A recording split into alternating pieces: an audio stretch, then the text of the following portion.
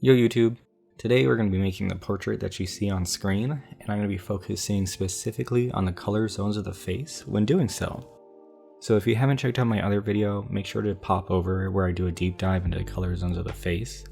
For this portrait, we're going to be focusing a little bit more on cool tones and kind of de-emphasizing the warmer areas. Now for my initial sketch, I'm going to be going and focusing on a general shape and then building the features inside that shape. But if you need help with your portraiture skills, make sure to check out my video on the Loomis method. It's a great guide in order to have consistent faces and proportions, and I would honestly recommend anyone looking to get serious about art to check it out. Now once I'm happy with my sketch, I'll tone my entire face area with that yellow, and then I'll go in and start to emphasize the features. I'm using the orange to focus on the warm color zones of the face first, because I'm not going to be using much of my fuchsia tone or the burgundy in this portrait. I really want to keep those warm colors to a minimum and see what kind of effect I can create. Now this doesn't mean I'll be completely ignoring the rules of the color zones in their entirety. I'm still going to be keeping my warm zones to the center of the face, more yellow tones to the forehead, and the cooler, more bluer tones to the jaw. What's going to be different about this is I'm going to use a lot more yellow, as that's going to be kind of my desaturated color. So we're not going to have that real flush cheek that we saw in the last one, or that real intense blue in the beard. We're going to primarily keep our color spectrum to be more towards the yellows, greens, and oranges. And if you're interested in what specific colors I'm using for this portrait, I'll have them listed at the end of the video. And the notebook is going to be an Ugly book.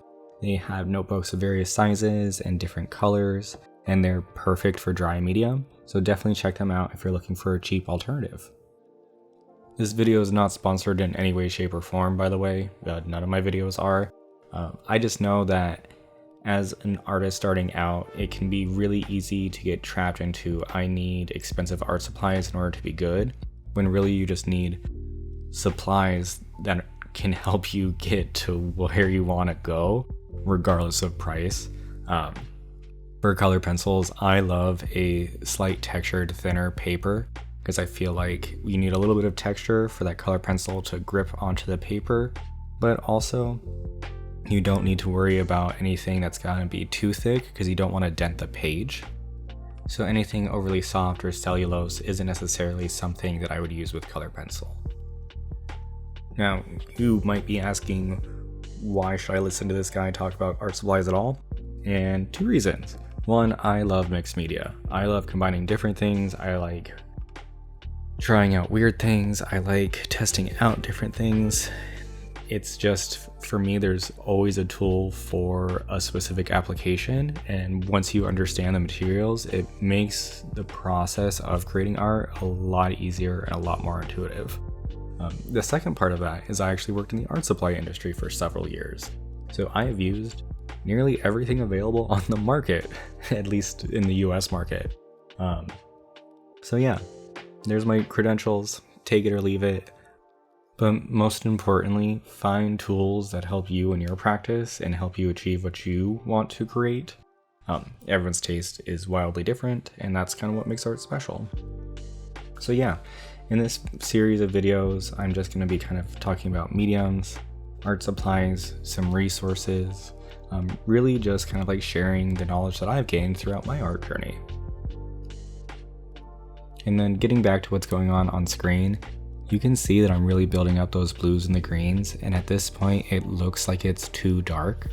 Like it looks like the contrast is off, certain areas look too desaturated, and that's because with color pencil, I've always found I have the greatest control with my values if I start in thin layers and layer my colors.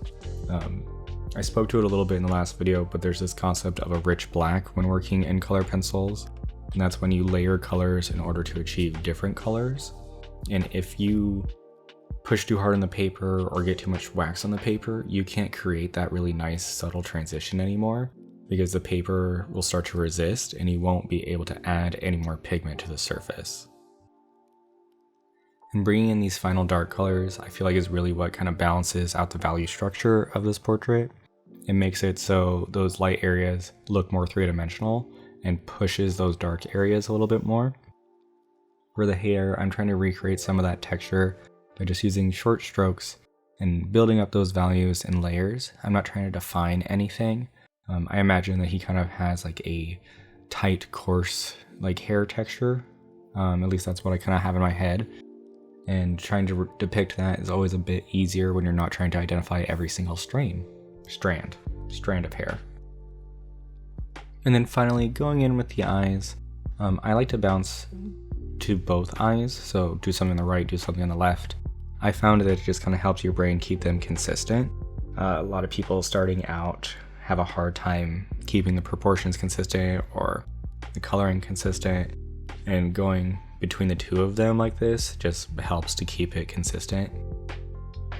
I also really liked using the most reds in that area because it kind of creates a focal point. So his face has a lot of those yellows and blues, but that fuchsia color and those strong reds are specific to his eyes.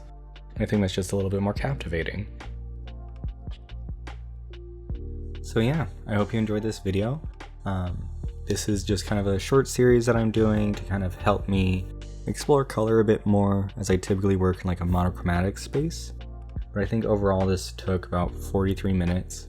I was really happy with how it turned out, and it kind of gave me some inspiration on how I want to explore the color zones in the next couple videos.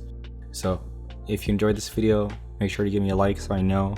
And if you'd like to see any more of my process or hear any more of my rambling about art supplies and art in general, feel free to subscribe. Thanks. Bye.